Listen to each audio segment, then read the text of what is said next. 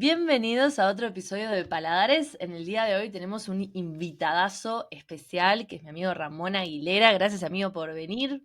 Gracias por la invitación. Hola, hola, audiencia. ¿Qué tal estamos?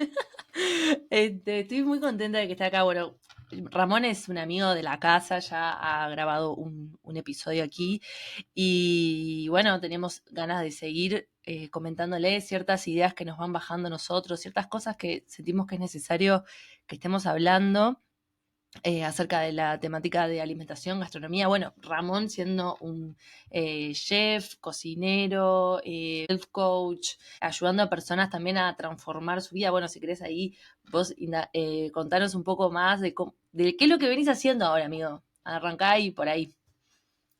Gracias, gracias. Siempre un placer enorme estos encuentros que cada vez van tomando un formato como más estructurado, más profesional. Me encanta. Así que re contento de poder expandir en conjunto contigo, amiga, y más no, con una orientación bien clara de lo que queremos comunicar.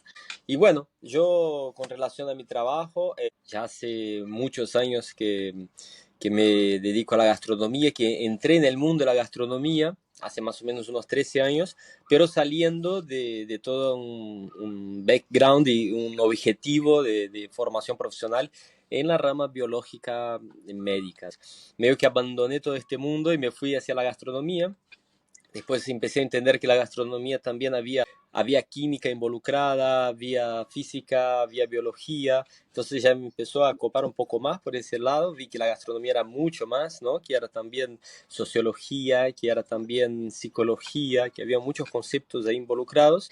Y en un momento de quiebre en mi vida, donde más necesité como amparo y sostén, encontré también en la gastronomía más orientado hacia la salud, ese respaldo, ¿no? Que necesité en ese entonces. Entonces entendí que la gastronomía también podría ser medicina. Entonces ahí fue cuando empecé a encontrarme con la gastronomía desde otro lugar, con el objetivo de sanarme a mí, ¿no? Tanto a nivel psicológico como físico y emocional.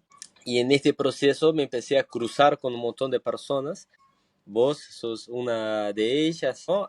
Empecé a trabajar en la gastronomía ya orientado hacia una alimentación saludable. Empezó a cambiar un poco mi trabajo. Me encontré también con Carla, que juntos incluso seguimos hasta el día de hoy con programas donde fusionamos, ella aportando desde el lado de la nutrición profesional, y yo con el lado de la gastronomía funcional, sistemas de sanación, protocolos de sanación y limpieza con los más variados objetivos, pero por lo general con el enfoque en el intestino, donde sabemos que es el origen principal de los desequilibrios que estamos transitando el día de hoy, ¿no? Que sabemos que por lo general comemos o comemos o hablamos nuestras enfermedades, así que nada, acá estamos el día de hoy justamente para entender cómo esas dos vías interactúan entre sí y están hoy nutriendo gran parte de los desequilibrios que estamos transitando. Wow. Nada más ni nada menos. Ujú. Es realmente fascinante el camino que has tomado y bueno, a mí siempre me ha cautivado de cierta manera porque siempre he sentido como inclusive fui yo la que fui, te dije, che Ramón, o sea, me encanta lo que haces, pero porque siento que los dos estamos muy alineados también con nuestro propósito y eso es algo muy difícil también de encontrar, ¿viste? Es como con ciertas personitas que tenés a tu alrededor que decís, wow, esta persona va por el mismo camino que yo, o sea, queremos lo mismo para las personas, para el mundo, para nosotros también. Y bueno, me parece como una conexión muy, muy especial que no con mucha gente, ¿viste? Uno la tiene, es contigo, es con Carla, también es con Cami, es con algunas personitas, ¿viste? Que son como estrellitas en nuestra vida y bueno, me encanta que también podamos como compartir esta amistad y esta pasión y este propósito con el mundo, ¿no? También, porque bueno, en definitiva estamos compartiendo nuestros saberes. Entonces, bueno, en el día de hoy vamos a estar indagando en una temática que creemos necesaria poder tocarla, poder ahondar en esto. Antes de empezar, un poco preguntándole a Ramón, bueno, ¿por qué lugar vamos, ¿no? Y bueno, vos viniste con este audio que me mandaste, que ahora igual lo vamos a diagramar un poco más, pero es algo que yo también personalmente vengo viviendo y que de alguna manera, justo hoy leyendo un libro, como que ese párrafo que ahora lo tengo por acá apartado, le dio como palabras a todo esto que nosotros de alguna manera vamos a querer también hablar en este episodio. Que bueno, que es acerca de qué comer hoy, ¿no? ¿Para qué lado voy? Porque sentimos que hay como una confusión, sentimos y vemos y que hay una confusión muy grande en cuanto a las elecciones alimenticias de nuestro día a día, que es una situación muy particular de este espacio, de este tiempo también. También de las oportunidades económicas de cada uno, porque claramente que elegir qué comer depende también en qué estrato uno esté y, bueno, todo lo que sea alrededor de eso, pero sí creemos que hay como una especie de desorden hacia el alimento y que debería ser más fácil de alguna manera. Así que bueno, contame un poquito qué me mandaste en el audio ahí y lo vamos desmenuzando un poquito más.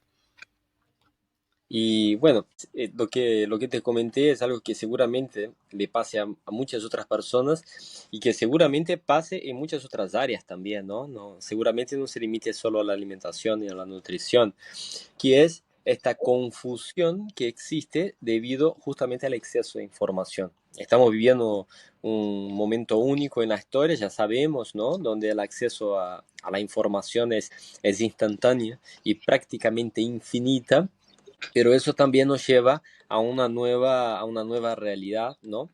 Que siempre existió en verdad, ¿no? La divergencia de, de opiniones siempre estuvo, nunca la ciencia, de hecho incluso es algo muy rico, ¿no? Enriquece la ciencia justamente eso, el debate, porque donde hay una ciencia, una versión oficial sesgada, ya determinada por algún grupo selecto de personas, ahí es donde se empieza a morir la ciencia.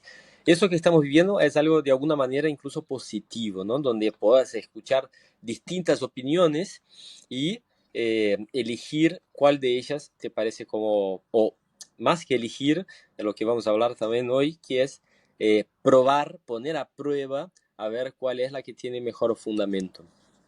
Pero lo que sucede también es que muchas personas, y que también es una tendencia actual del inmediatismo que estamos viviendo, no quiere hacer como este trabajo, ¿no? De investigación. Lo que quiere es las respuestas ya listas, como dame la respuesta y yo la trago y ya está. Y ahí es donde reside el problema, porque no hay una respuesta, hay 200.000 respuestas. Entonces tenés que ver cuál es la respuesta que mejor se acopla a tus necesidades.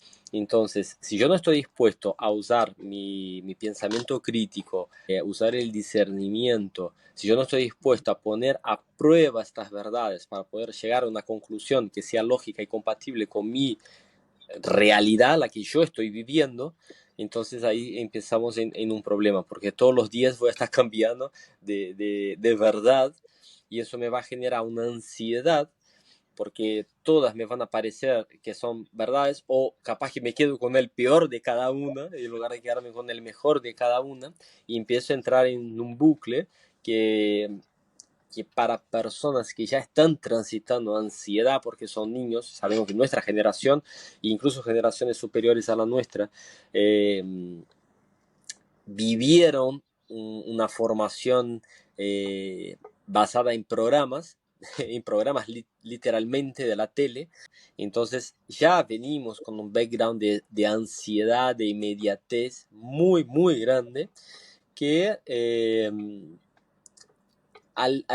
eso combinado con la situación de que haya informaciones constantemente, bombardeo de informaciones constantemente de que determinado alimento es malo, otro alimento es malo y que este camino no es. Se empieza a sumar todo eso dentro de una mente que ya tiene como algunos tipos de trastornos de ansiedad o de compulsión.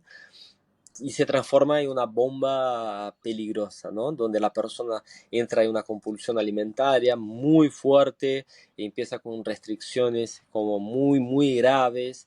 Esa restricción empieza a pasarse muchas veces para los niños, para los hijos, y ahí es donde vemos casos transgeneracionales de bulimia o sobrepeso como brutales, personas que llegan a pesar 300 kilos, 350 kilos, lo que es una locura. Es como, ¿cómo puede llegar a esto, no? Y bueno, y es justamente la combinación de todo esto, más la facilidad y el acceso al alimento que nunca existió, ¿no? Siempre nosotros, el trabajo de la investigación que vos hiciste, que me pareció fantástico, que me mandaste, hablando, ¿no? De los pueblos indígenas de distintos lugares del mundo y todo eso. Claro, o sea, la historia de la humanidad es salir a conseguir el alimento y, y eso se cortó de alguna manera. O sea, hay disponibilidad de alimento eh, constante, infinito. El Ujú. tema es, hay muchas calorías, muchas veces hay muchísimas calorías, pero muy pocos nutrientes y a eso se le suma la necesidad nula de moverse. O sea, puedes hacerlo todo desde, en muchos países, no en todos, pero en muchos países lo puedes hacer todo desde de tu sillón, con el celular, por ahora. Pero en poco tiempo ya va a estar el chip implantado en el Sí, cerebro y no tienes ni que mover la mano. muy- Entonces, ni un dedo va a tener que mover, ¿no? Para nada. conseguir tu alimento. Entonces, nada, es entender un poco el contexto que estamos viviendo y hacer ese análisis me parece que es el objetivo. Totalmente. Es entender el contexto en el que estamos hoy en día, de dónde venimos y hacia dónde vamos, ¿no? Eso que decís de que no hace falta ni moverse, claro, o sea, una distopía, diría yo, es un universo distópico hacia donde estamos yendo. Y eso es una parte de la población que va a ir, pero hay otra parte de nosotros que vamos a volver también a revisar de dónde venimos, nuestras raíces, nuestros orígenes, nuestra ancestralidad, que ya está sucediendo. Por ejemplo, en el episodio anterior vimos a Inti, que, bueno, hizo un bosque comestible en 2 años en su propia casa y ahora a muy poco tiene que salir a comprar porque, bueno, ya hizo todo ese trabajo previo, ¿no? Que, bueno, lo que él decía, ¿no? También es que era esa fuerza que él le salía de adentro hacia afuera, no es que la tierra te va a crecer un bosque de la nada, sino que uno también en su propio trabajo interno, en reconocer la abundancia que somos, viene después. Entonces, esto, más allá de un trabajo de reflexión, también es un trabajo interno, es un trabajo de sanación que hay que hacer con nuestro vínculo con el alimento. Acá me gustaría, bueno, y vos también, Ramón, lo estás haciendo, claro, estás con tu huerta, criando tus gallinas, o sea, está creciendo también tu propio bosque comestible. Bueno, dale, contanos un poco igual de eso. ¿Cómo Sí, viene ahí? y Me voy un venimos poco, bien, muy, muy contento. Nada, es un objetivo que, que cultivo también hace muchísimos años, ¿no? Me acuerdo hace como unos 13 años o 12, estar encerrado en un departamento pensando cuál es el primer paso que puedo dar, porque no, yo quiero estar en la tierra, quiero plantar, y yo voy a empezar a germinar semillas como los germinadores de la escuela. Y compré semillas de zanahoria, no sé qué, y algodón, papel mojado, y tirar la semillita y empezar ahí. Y eso después pasar para la tierra, o sea, cosas que no es la manera como se hace, pero bueno, en ese ímpetu y ahí alguien me dijo, bueno, quería hacer una huerta acá en casa y hacer una huerta en la casa de alguien, muy lejos de donde vivía yo, o sea, salía de Montevideo a Las Piedras a hacer una huerta y de a poco esto se fue dando, encontrando con personas. Bueno, nosotros, un gran paso fue cuando nosotros nos mudamos juntos y fuimos Ujú. venimos acá al tesoro y ahí ya empezamos con huerta propia y todo eso que yo algo ya había experimentado en el pasado viviendo en Nueva Zelanda y el trabajo que hace Inti lo tengo que nombrar porque justamente es algo que también investigué muchísimo en ese entonces, todo lo que es la forestería análoga o forestería sintrópica, agricultura sintrópica, y siempre me pareció algo fantástico. Y cuando conocí al trabajo de Inti, por ahora solo por las redes, no llegué a lo presencial, Viven muy pero es algo cerca. que vive cerca, Sí. ya voy a ir, ya en poco tiempo. Y pasó a ser un gran referente, porque justamente por eso, ¿no? Porque no sabía qué tan cerca estaba, pero sabía que estaba acá en Uruguay, que alguien en Uruguay estaba haciendo eso, y muy bien hecho, y muy rápido, y bueno, de una manera brillante, sin tener que ser como alguien re excluido de la sociedad, todo lo contrario, alguien abierto, alguien como de alguna manera también global, ¿no? Como en con esa cultura global, pero también enraizando y cultivando esa ancestralidad, ¿no? Así Mm. que nada, pasó a ser un gran referente que yo sigo un montón. Y bueno, y acá es eso, ¿no? La tierra, si bien te pide trabajo, es eso, es como es muy abundante, ¿no? La abundancia, si uno la cultivó previamente, o tú dijiste, ¿no? Que dijo Inti también, ya eso es algo que va siendo natural. Vos de a poquito vas haciendo una cosita, otra, y enseguida tenés, ¿viste? Son cosas sencillas pero que hace la diferencia, no tener que salir a comprar un romero nunca y tener siempre ahí como a disposición, lo mismo con la albahaca, con otras hierbas, ¿no? Plantar también tu medicina, boldo, cedrón, incluso muchos yuyos sirven, los frutales, ir viéndolos creciendo, lo que plantaste que era algo chiquitito y ya ahora está como comiendo los frutos, aunque sean todavía poquitos, pero es como la inversión, ¿no? Es como Mm. la inversión en la economía, en la bolsa, es el interés compuesto, porque a medida que van pasando los años, vos comés, plantás otra semillita y comés y plantás otra semillita y eso va haciendo cada año va siendo más abundante Ujú. y, y vas observando también los ritmos, ¿no? Te va conectando con los ritmos de la tierra. Y hay otra cosa que es una deuda que uno genera, que, que cuando está en la ciudad, ¿viste? Con el tema de la contaminación, con el desperdicio, que vos cuando tenés la capacidad de ser regenerativo con relación a tu materia orgánica, con relación a todos los desechos que vos producís, o sea que no existen desechos orgánicos, que todo eso se transforme naturalmente en más alimento para ti mismo y para los tuyos, es una sensación fantástica, ¿no? Te genera una paz de espíritu y un bienestar que, que la verdad que es impagable. Y el dolor también que genera, ¿no? El tirar la basura toda mezclada en la ciudad y saber que estás fomentando también un montón de desperdicio, principalmente de alimento, ¿no? Que es algo que nada, que le falta para tantas personas, también es la recíproca es verdadera, o sea, te empieza a generar como un dolor y una sensación de deuda para con el planeta. Entonces, nada, también a nivel emocional me parece que es muy nutricio todo lo que te da la tierra y el campo, la vida en el campo. Además de eso, ¿no? De respetar y honrar los ritmos de la naturaleza, como saber cómo se mueven las estaciones, los tiempos, el trabajo que da genera el alimento. Y voy a decir, vos, pucha, ¿no? Imagínate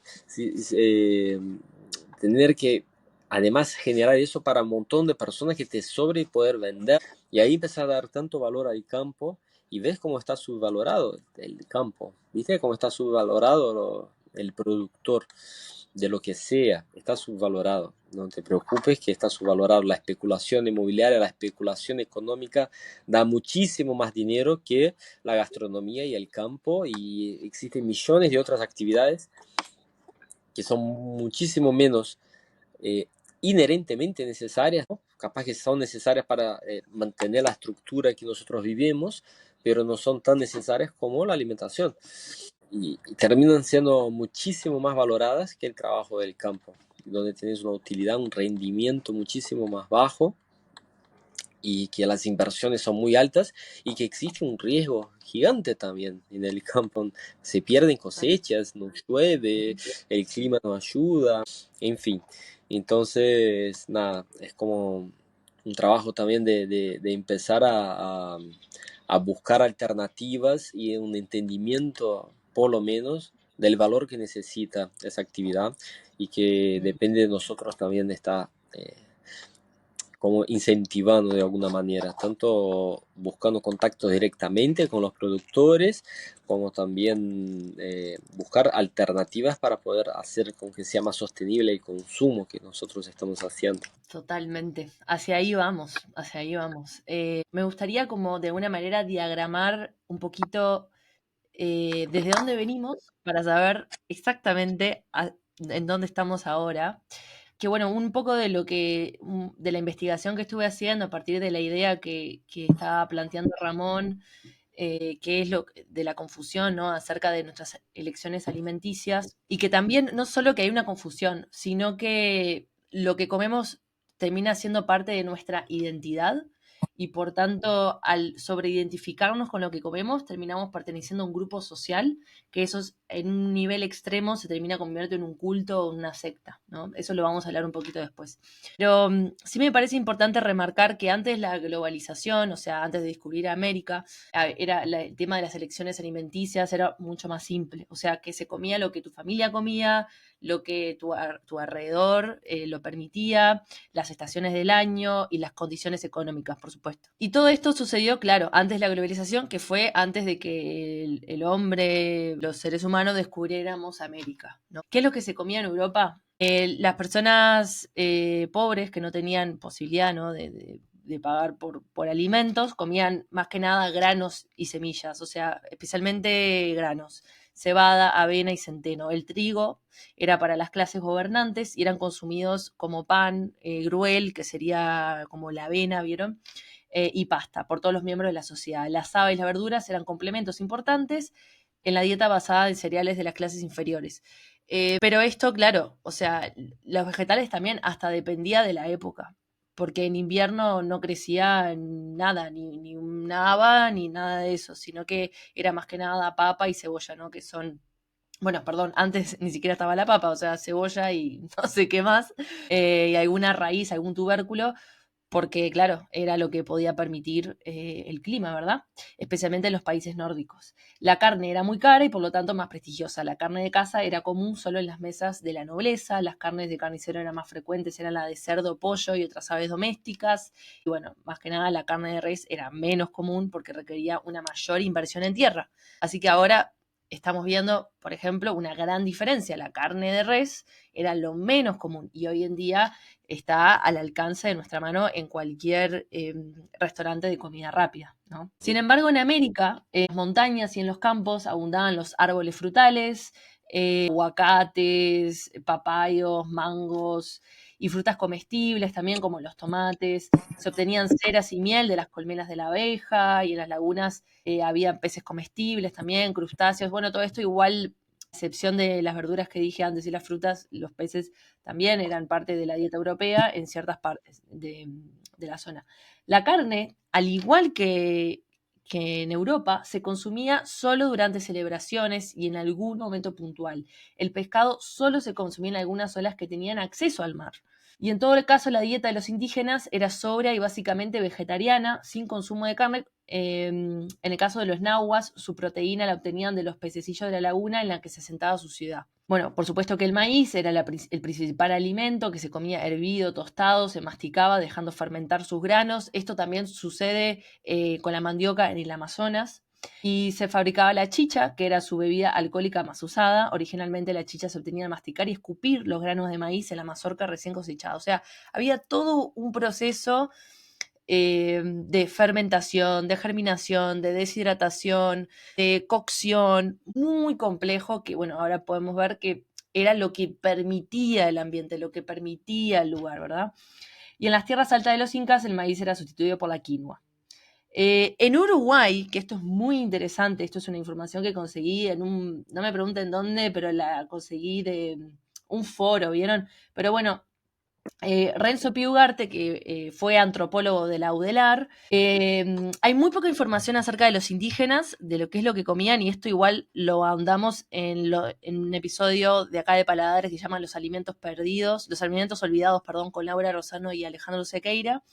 Pero este antropólogo dice que en la época prehispánica la región no tendría muchos recursos en Uruguay y los animales no serían de gran porte y no muchas plantas comestibles de importancia.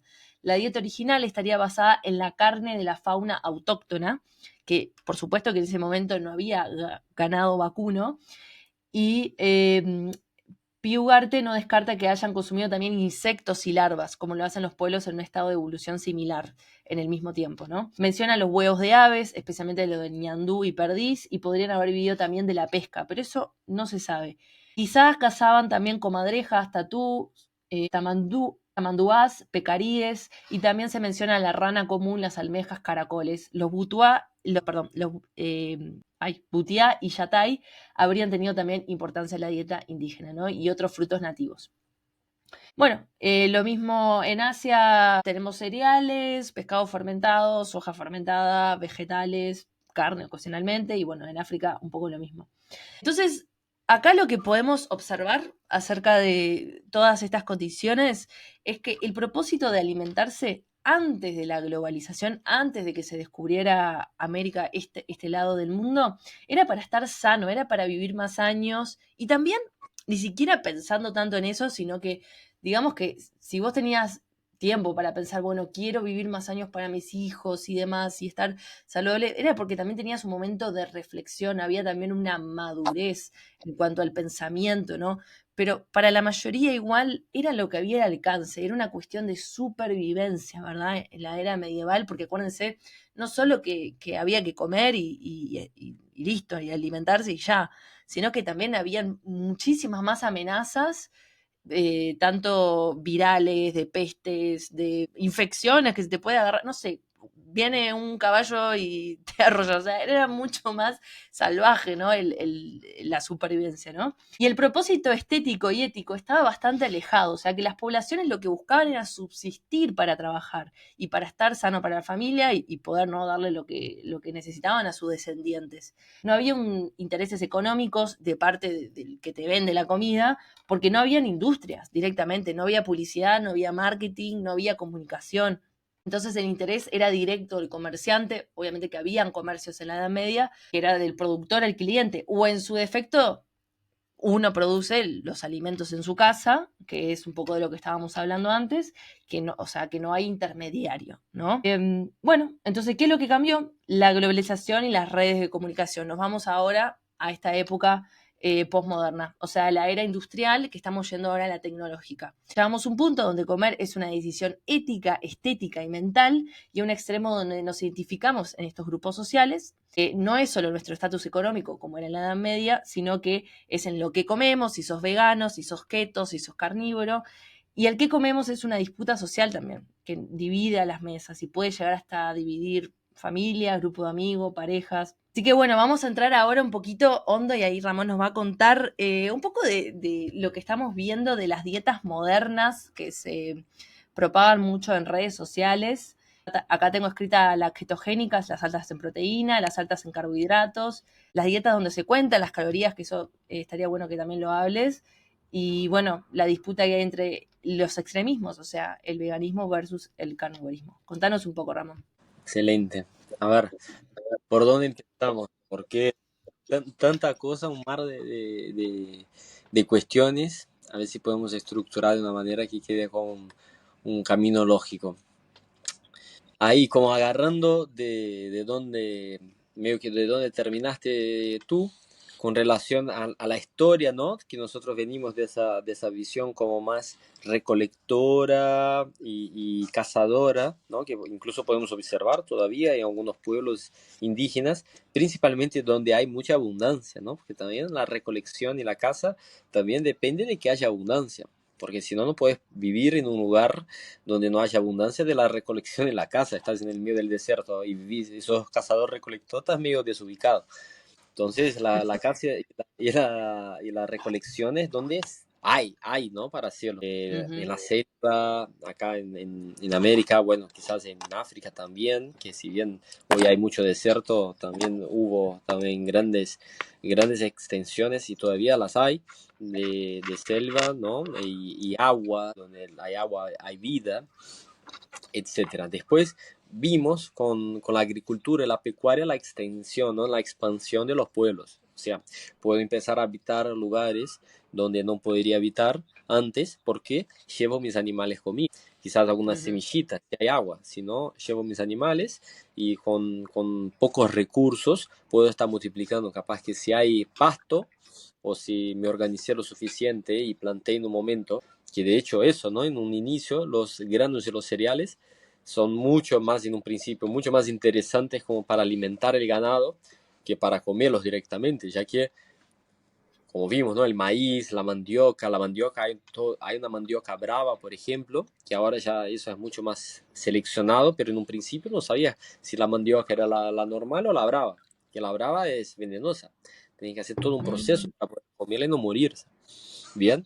Entonces vimos que también en el reino vegetal hay como muchas resistencias, que como no tienen garras ni tienen dientes para defenderse, muchas veces tienen como químicos específicos como para generar esa falta de deseo, como quien dice, del animal en consumir este vegetal. Entonces es una forma de defenderse, ¿no? Del depredador y la semilla de sobrevivir al tracto digestivo, ¿no? Porque ese es el objetivo de la semilla, que logre resistir a los jugos digestivos del animal para ser evacuada, tocar tierra y germinar. Entonces la semilla no quiere ser digerida. Eso es algo que tenemos que tener en mente siempre.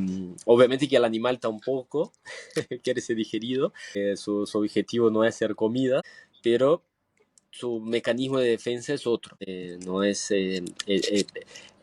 la orientación química como tiene muchos vegetales. Entonces, partiendo de ahí, empieza la expansión. Entonces, cuando empieza la agricultura, empieza la crianza de animales, el hombre ya empieza a poder establecerse en algunos lugares o ser nómade e ir a buscar nuevos destinos donde antes no podría habitar, solo con la caza y la recolección.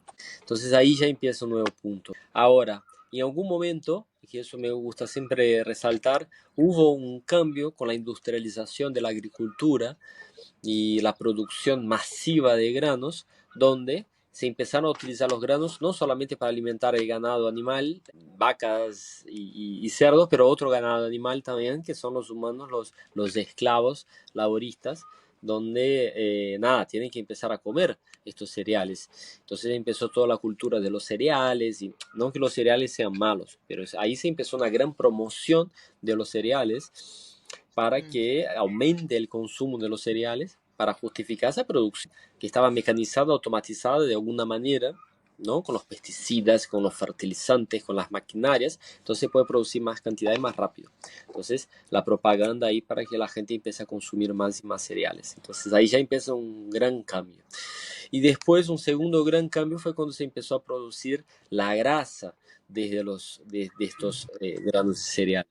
Porque antes la grasa era de origen animal, era de origen o de la leche, ¿no? Se sacaba la grasa, la manteca, la crema, o la grasa salía de la faena de los animales, ¿no? Se comía la carne, se transformaba, se cocinaba la grasa, se separaba eso y se utilizaba esa grasa, ¿no?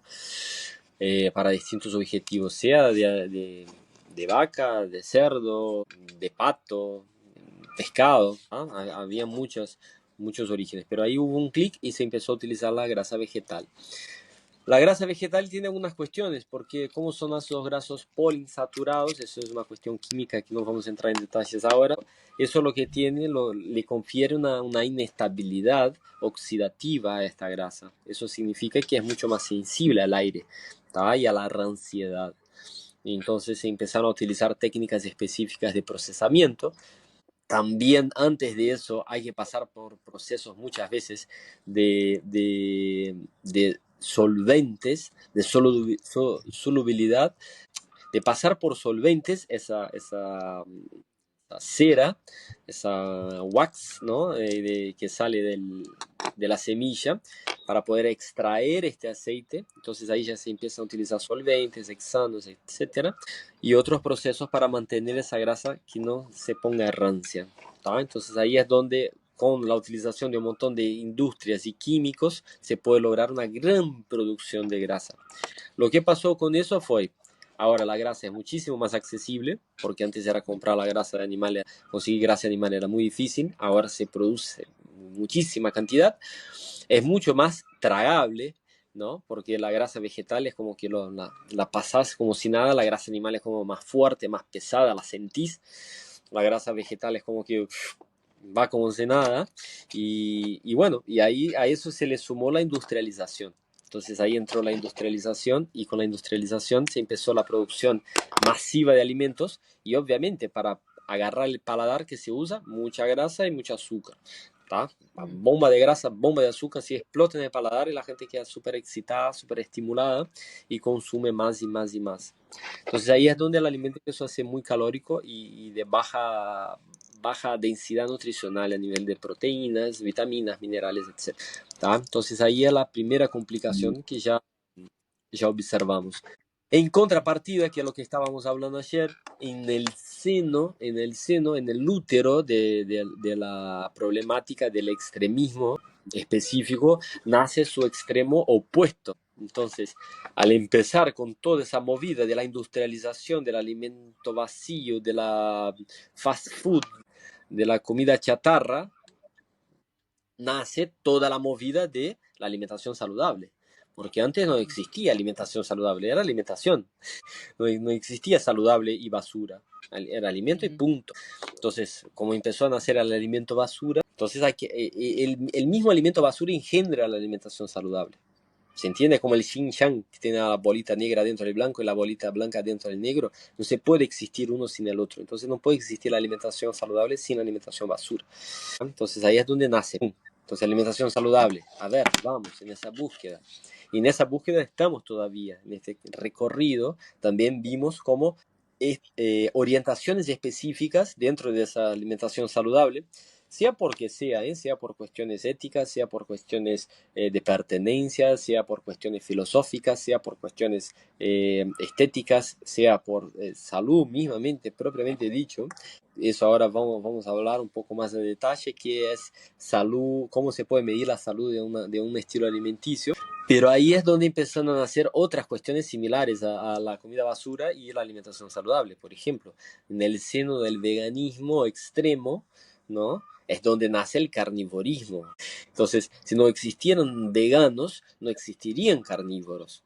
Porque es justamente, es como es como en el Matrix, que está voy a espolear porque ya es una película vieja, no me importa. Entonces, para que si no quieren, bajen el volumen por 5 segundos, 10, 15 segundos si no quieren saber. Pero cuando Neo al final, ¿viste? Como para que Neo, para que mate el malo, Neo se tiene que sacrificar, porque el malo dependía de la existencia de él. El malo máximo que estaba dominando el mundo, porque Neo era una potencia gigante y estaba también ahí como expandiéndose demasiado. Entonces cuando Neo dejó de existir, el malo no tenía más sentido. Y se fue. Sin bueno no hay malo, sin malo no hay bueno. Entonces es lo mismo, ¿no? Entonces la dieta keto, la dieta rica en carbohidratos. Entonces uno dice que la proteína y la grasa es lo más. Entonces otro va a aparecer y va a decir que no, que es el carbohidrato que es lo más.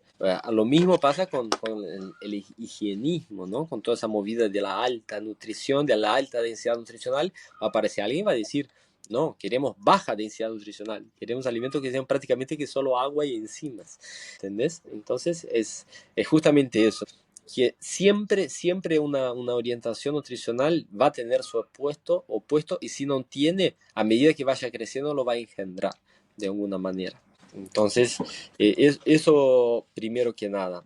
¿Cómo podemos utilizar estas energías, estas situaciones para nutrirnos nosotros? Porque obviamente muchos acá escuchando seguramente estén buscando una manera de alimentarse mejor, como nosotros hemos buscado y hemos recorrido varios de estos estilos alimentarios, desde el higienismo, veganismo, carnivorismo, a dieta alta en proteínas, baja en proteínas. La verdad que hemos probado eh, casi de todo. Algunas no hace falta probar para saber si nos gusta o no, pero la verdad que en esa búsqueda hubo muchos entendimientos que llegamos. Y a mí me parece que uno, que es un primordio, que no hablé todavía de contar calorías porque voy a dejar para el final porque me parece algo fantástico lo que tenemos acá, pero en esa búsqueda lo que llegamos es algo que siempre supimos de alguna manera, que es hay que entender el contexto. como empezamos acá hablando, como vos empezaste a hablar, que nuestra alimentación antes era según nuestro contexto, y volvemos a eso, porque en realidad es así, o sea, tenemos que analizar nuestro contexto. ¿Qué contexto? Nuestro contexto biológico, nuestro contexto psicológico, nuestro contexto social. Es importante equilibrar estos tres pilares, porque si yo como algo, pero que a mi cuerpo no le hace bien, no, pero la modelo tal vive a base de ostras y alcaparras, y ¿cómo yo no puedo hacerlo? Mira cómo está radiante, brillante, sí, pero probablemente ella tenga una configuración genética, probablemente ella tenga un historial alimenticio, probablemente ella viva un contexto específico que le permite sostener esta alimentación y gozar de beneficios con esta alimentación. Ahora, vos intentás sostener esta misma alimentación, capaz que ella vive en un lugar donde solo hay ostras y salta de su casa y va, agarra una ostra y come. Y vos tenés que comprar congelada, esperar como 3 meses que la ostra llegue acá y vos querés comer la misma ostra que come tu modelo preferida. Entonces, ahí ya hay un análisis de contexto geográfico, otra pata más, ¿no? Que estamos ya analizando. Y a nivel biológico, porque también eso, tu configuración genética quizás no sea la misma de la de ella. Sabemos que algunas personas pueden digerir muy bien los lácteos, otras no. Sabemos que algunas personas siguen produciendo lactasa, que es una enzima para digerir la lactosa, y otras dejan de producir a los 7 años. Muchísimas personas lo hacen y otras tienen una tendencia, personas por ejemplo, creo que con una genética más aria, más caucásica, por ejemplo, tienen una tendencia a conservar esta capacidad de digestión de la lactasa. Personas con una ancestralidad más negra, típica principalmente de todos que somos nacidos acá en América, aunque seamos blancos, podemos tener una herencia genética negra muy grande y tenemos menos capacidades, o asiática también, tenemos menos capacidades para digerir la lactasa, y ese es solo un ejemplo. Después están las alergias alimentarias, después están enfermedades específicas o disfunciones específicas que pueden estar transitando las personas. No es lo mismo una persona con gastritis que una persona con Crohn. ¿Cuál es la necesidad que va a tener alimenticia? Y son factores, sí, significativos. Y son factores que realmente van a hacer la diferencia. Vos decís, la carne es el mejor alimento del mundo. Genial, voy a comer carne. Pero yo estoy con una hipocloridria, que es poca capacidad de producir jugos digestivos, gástricos, ¿no? Fatal, y no puedo digerir esa carne. Entonces, ¿de qué sirve comerla si yo no la puedo digerir? Se me va a pudrir en el intestino. Y capaz que viene otro gurí que tiene 16 años y una salud de hierro y come la carne, la digiere perfecto y se va haciendo como macizo, se transforma en el Hulk, solo comiendo carne. Y vos decís, ay, voy a hacer lo mismo y vos ay, me muero, te pudriste, ¿viste? Se te pudrió el intestino y vas a tener que, horrible, ¿no? Se te va a pasar cosas muy feas porque trataste de seguir la misma dieta que viste que otra persona le funcionó y a vos te mató al final. Entonces ahí tienes el factor biológico haciendo una presión muy fuerte.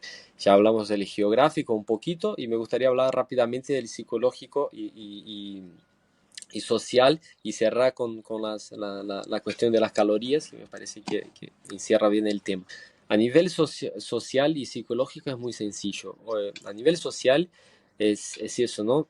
También tenemos que pensar en el ambiente al cual estamos inmersos y nuestra familia, nuestro clan, nuestros amigos. También tratar de seguir una alimentación que si bien a nosotros nos puede parecer como muy genial, muy ética o muy saludable, pero que va muy en contra también de nuestros vínculos, eso nos puede dañar muchísimo a largo plazo, porque también nos va a alejar de esta sociedad, nos va a alejar de este ambiente que para nosotros es importante y es reconfortante. Y vamos a entrar en estados depresivos, vamos a entrar en estados de soledad, que cada día hay más. Entonces, con tal de vivir de una manera más saludable o de una manera más ética, termino transformándome en una persona solitaria, una persona triste y una persona también muchas veces desagradable. Entonces, ¿qué tanta ética y qué tanta correspondencia moral hay con la elección que yo estoy tomando si yo no puedo transmitir algo positivo para las personas que amo o las personas que yo me amo con ese. Ahí, perdón, que me estaban llamando. Entonces, me parece que ahí a nivel social, en la pata social, también hace una fuerza muy, muy importante. Y a nivel psicológico ya estamos viendo, y fue con que abrimos también este diálogo, ¿no? Que es cuando nosotros empezamos con esa búsqueda por una alimentación más saludable, muchas veces eso encontramos con grandes referentes que hablan de su experiencia y hablan de lo que saben, de que determinados alimentos pueden traer problemas muy graves y muchas veces hablan con la mejor de las intenciones e incluso saben muy bien lo que están hablando, pero el efecto que puede tener a nivel psicológico para algunas personas que ya están transitando por una compulsión alimentaria puede ser muy grave y lo pueden transmitir a sus hijos también, a niños muchas veces. Ahí es donde empieza el problema. Entonces también sacar el peso de que tiene estos conocimientos, capaz que sé que determinado alimento no es lo ideal, pero tampoco tengo que poner una carga negativa tan fuerte, más bien es buscar incentivar tanto a mí como a los demás un consumo mayor y más consciente de los alimentos. Y acá es donde entro en lo último, que es para cerrar con relación a las calorías y al conteo de calorías, ¿no? Que para mí es un intento de rescate de también de alguna manera lo que son nuestros orígenes. ¿Por qué?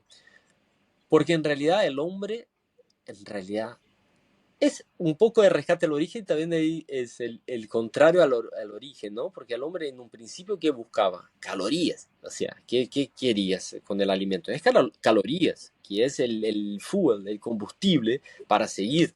O sea, vos querés, dame el máximo de calorías posible en la menor cantidad de comida posible para llenarme de calorías y a ganar la vida. Pero también una verdad es que la alimentación era muy austera, uno no tenía heladera y tipo, ¿qué como? ¿Qué puedo comer? ¿No? Imagínate el indígena abriendo la heladera así, no sé qué comer. La Sí, bueno, heladera de bambú, lleno de bambú así, unas plantitas. No tenía nada. Entonces no tenía esa posibilidad. En realidad vos vivías la vida, trabajaba, cuando ya no podía más, cuando estaba al límite, una, dos veces por día, ibas, te sentabas ahí entre todos y comías. Comía lo que podía, ojalá tuvieran bastante calorías en la comida hoy para que mañana tenga más fuerza para seguir. Y después está, terminar de comer y a laburar otra vez. Trabajar, y sentar a comer. Y ta, y dependía de lo que cazaron los cazadores, dependía de lo que cocinaron las cocineras y vos a laburar. Y bueno, y eso es algo que se perdió bastante, porque si bien hoy en día la gente también más o menos sigue esa rutina de y a trabajar, pero en el laburo tiene la maquinita de chocolate que viene con un montón de calorías súper concentrado. Ahí abajo tenés el kiosco que bajas rápido, voy a ir rápido, y te compras una Coca-Cola y te tomas una Coca-Cola para una levantada.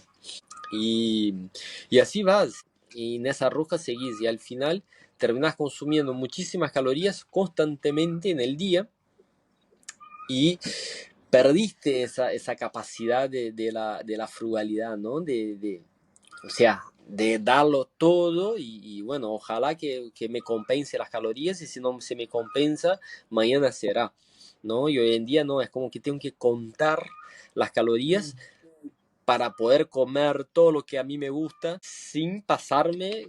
Entonces, es un movimiento antinatural también, pero es un rescate también de alguna manera, un intento de vivir como se vivía antes, ¿no? Porque antes era así, vos lo dabas todo y con suerte llegabas a las calorías que gastaste, ¿no? Y ese es el movimiento natural del cuerpo. Entonces, ese exceso de calorías, como entra más de los que pueden salir, empiezan quedando ahí y se acumulan y se empiezan a podrir, a atrofiar, ¿no? Porque es un excedente, es como el agua estancada, ¿no? Es un excedente que no se mueve, que queda ahí como parado para siempre. Entonces, nada, es un movimiento de rescate, pero que al mismo tiempo es un movimiento antinatural, porque lo normal es darlo todo y cuando no puedas más, te volvés a nutrir, eso tu cuerpo absorbe de una manera.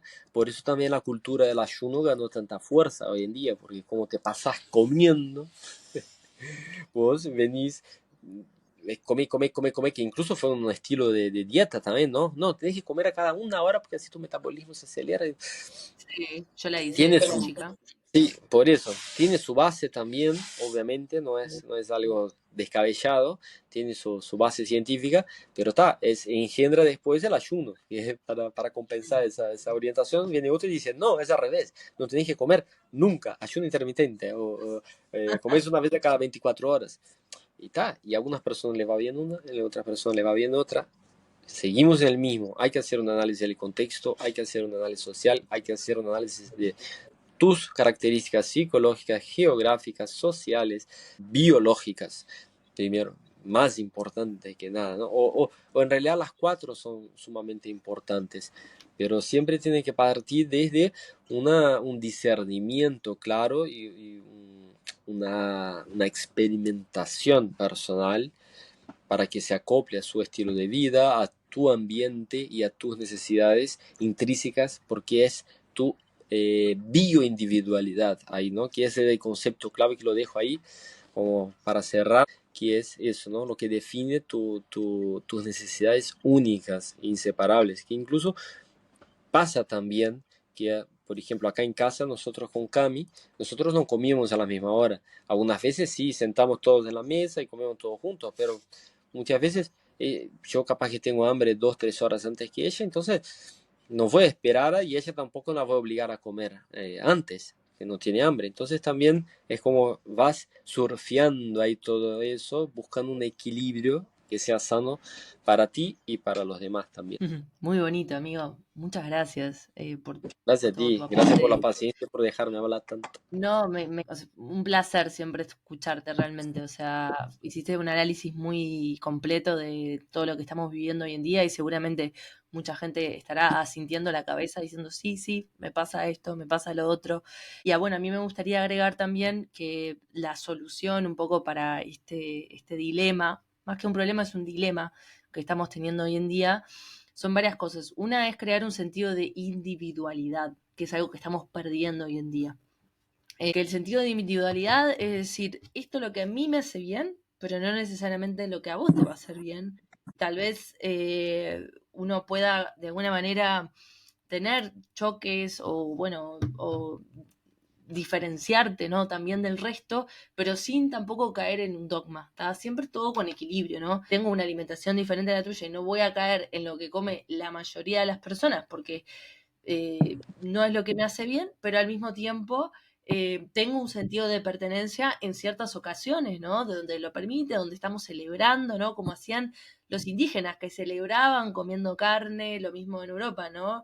En ciertas ocasiones especiales está ese momento de celebración, que el momento de celebración es el momento de unión, ¿no? Que yo, siendo ex vegana 7 años, me perdí también de muchas celebraciones, que está todo bien, digo, miro para atrás y digo, era lo que elegí en el momento, ¿no? Pero bueno, un pedacito de torta no me iba a matar en el momento.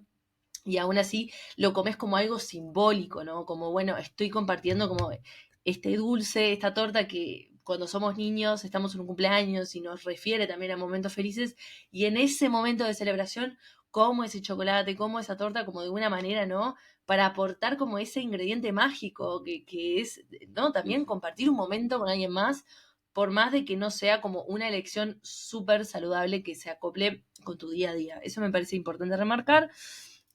Y otra cosita es que, eh, que una alimentación fisiológica va mucho de la mano también de aprender a purificar nuestra sangre, ¿no? Que esto es un concepto mucho más metafísico que estoy estudiando últimamente, pero me gusta que igual lo voy a hablar en otros episodios, pero ya les voy tirando como hay ¿no? un destello de esto, es trabajar desde un cambio desde adentro hacia afuera, ¿no? O sea, es trabajar la energía del corazón, ¿no? Que bombea sangre hacia todo nuestro cuerpo y tener una coherencia con quiénes somos y qué es lo que hacemos, ¿no? Una coherencia entre nuestro ajna, ¿no? Nuestro tercer ojo y con el canal de nuestro corazón, ¿no? Esas cosas, cuando nosotros estamos comiendo alimentos que nos oxigenan, que nos aportan vida, que no necesariamente estoy hablando de jugos verdes, repito, también puede ser un pedacito de torta que te da como esa felicidad, esa vida. De alguna manera, eso, como que nos purifica la sangre, así tal cual, o sea, lo deja de petrificar y nos convierte también en seres humanos como más de luz, ¿no? Y yo antes lo pensaba como, bueno, eso es ayunar, tomar jugos, y no necesariamente está acoplado a eso, sino lo que a vos te sirva y lo que a vos te haga bien. Y para eso es necesario que ustedes hagan una investigación. No solo una investigación empírica a un nivel biológico, ¿no? O como que nosotros hablamos mucho de eso, Ramón, Carla también tienen muchos programas donde enseñan a las personas a comer de acuerdo a lo que ellos necesitan y hacer ese trabajo de investigación. Por ejemplo, bueno, lácteos, ¿qué onda? Voy a probar 21 días sin lácteos, ¿sí o no? ¿Qué pasa acá, no? Que es algo que la mayoría tal vez nunca lo ha hecho, pero que sí que les invitamos a empezar este camino. Pero al mismo tiempo, quiero agregar una cosa que hoy leí en este libro que lo mencioné al principio y que como que quiero, porque es bellísimo. Es así, no existe de todas formas la dieta ideal. La dieta es como su nombre griego indica, una forma de vida. Y como tal debe ser individual, atada al ambiente en el cual el individuo vive, a su profesión, a su carácter y no menos importante a los sueños que quiere realizar. No para todos el hecho de conservar la salud es lo más importante. Esto es tipo, claro, o sea, uno naturalmente pues puso, sí, para mí la salud es lo más importante, pero no es un camino para todos. Bueno, sigo porque me flayó. El conocimiento es poder, nada más verdadero. Si conocemos bien una cosa, la controlamos. Saber a dónde nos lleva un tipo de alimentación u otra nos hace conscientemente libres de elegir nuestro futuro y de vivir en relativa armonía con ello. Si queremos realzar nuestra imaginación y nos gusta ser utópicos y soñadores, o bien si elegimos seguir una vida totalmente dedicada a la búsqueda mística y espiritual, nuestro dharma, o sea, nuestro camino, nuestro propósito, es ir hacia lo yin, o sea, ir hacia la polaridad yin, que esto es un libro de medicina china y que habla, ¿no?, de consumir alimentos en su mayoría yin, ¿vale? Que esto igual se lo explicaré en otros episodios. Si necesitamos movernos en la jungla del mundo materialista, afirmar nuestra personalidad y conseguir una posición de mando y relieve, deberemos mirar hacia Yang. Pero eso sí, debemos evitar los extremos en ambos casos. Si aprendemos además a ser tan sabios para volver al centro de vez en cuando y reajustar la balanza, tendremos el mundo entre las manos, lo veremos todo en la justa dimensión y nuestro sueño, sea lo que sea, tomará fuerza y consistencia. Esto me encantó, porque es así, vos de adentro hacia afuera, o sea, ¿qué quiero hacer yo en este momento? Tengo que estar en la ciudad, tengo que estar más enraizada, tengo que hacer como cosas más diarias, más rutinarias. Bueno, consumo alimentos yang, o sea que me van a... Todos los alimentos yang, según la medicina china, son alimentos de animales, ¿no? De proteína animal, ¿no? Hago un poquito, me voy hacia esa polaridad.